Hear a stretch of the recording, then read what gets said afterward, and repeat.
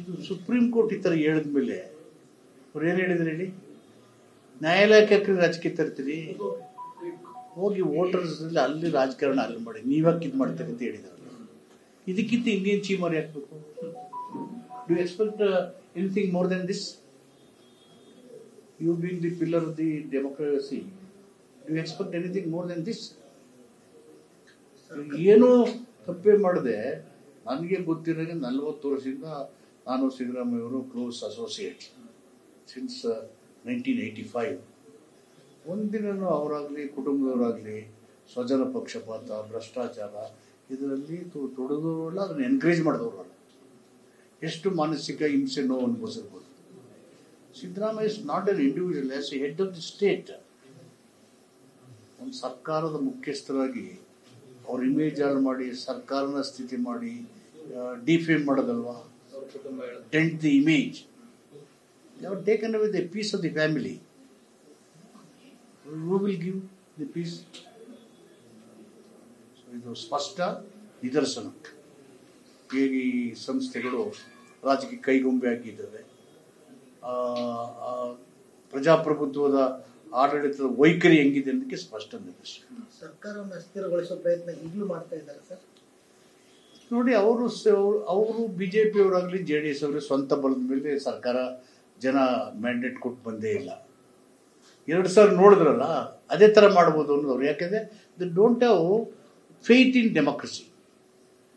ಜನ ನಮ್ಗೆ ಓಟ್ ಕೊಟ್ಟಿದ್ದಾರೆ ವಿರೋಧ ಪಕ್ಷದಲ್ಲಿ ಇರೋದಕ್ಕೆ, ಆಡಳಿತ ಈ ಥರ ನಂಬಿಕೆಗಳೇ ಇಲ್ಲ ಅವ್ರಿಗೆ. ಹೇಗಾದರೂ ಮಾಡಿ ಯಾವುದಾದ್ರು ಮೂಲೆಯಲ್ಲಿ ಅಧಿಕಾರ ಹಿಡಿದು ಬಿಡಬೇಕು ಅನ್ನೋದು ಅವರು ಉನ್ನಾರ. ಹೋರಾಟ ಮಾಡಿದ್ದಕ್ಕೆ 14 ಸೈಟ್ ವಾಪಸ್ ಕೊಟ್ಟರು ಅಂತ ಅಶೋಕ್. ಈಗ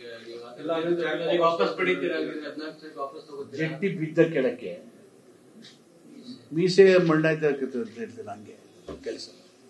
ಎಲ್ಲರೂ ಸೆನ್ಸ್ ಆಫ್ ರೆಸ್ಪಾನ್ಸಿಬಿಲಿಟಿ ಬೇಡವನ್ರಿ. ವಿರೋಧ ಪಕ್ಷಕ್ಕೆ they have a constitution role to play. They have got a constitution role to play. ಈ ಹತ್ರ ಒಂದು ಕಳ್ಳನ ಪಿಳ್ಳೆನೇವ ಅಂತ ಹೇಳೋದು.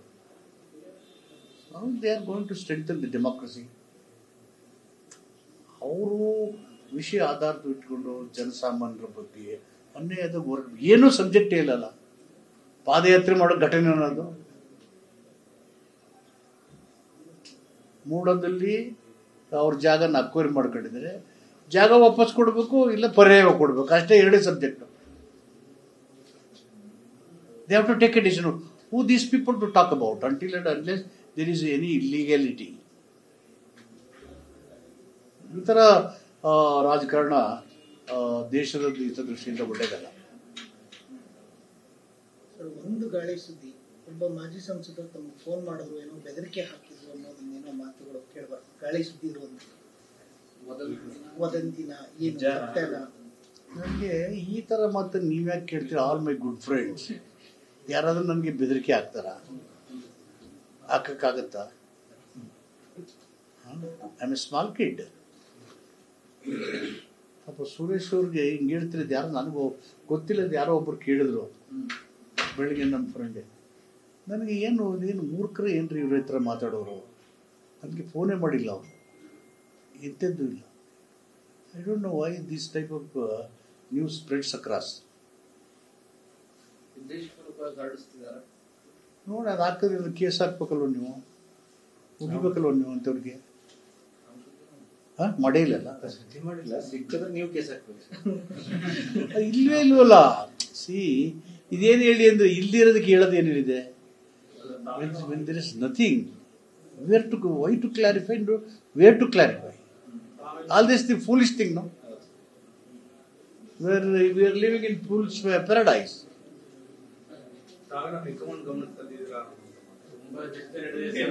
ಇಲ್ಲ ಅಂದ್ರೆ ಯಾಕಪ್ಪ ಏನ್ ತರ ಹೋಗ್ತೀರಿ? ಇದೇ ಇಲ್ಲ ಅಂದ್ಮೇಲೆ ಏನ್ ಹೈಕಮಾಂಡ್ ತರ ಏನಿದೆ ಅಲ್ಲಿ? ಸರ್, ಎಲ್ಲಿ ತನಕ ಅಂದ್ರೆ ರಾಹುಲ್ ಗಾಂಧಿ ಭೇಟಿ ಮಾಡೋದಕ್ಕೆ ಇದು ವಿಷಯ ಅಲ್ವೇ ಇಲ್ಲ. Since there is nothing, it is not a debatable subject. Since absolutely nothing. ಹೇಳ್ತಿದ್ದೀನಿ, ಯಾಕೆ ಕೇಳ್ತೀನಿ? See, I am telling you, ಇದು ನಡೆದೇ ಇರೋದಾಗ why you want to continue the talk? ಹಾಗೆ ಇಲ್ವಲ್ರಿ? ಕೊಲೆ ಮಾಡಿ ಅರೆ nothing happened. Why have to go run to Delhi? Nothing happened.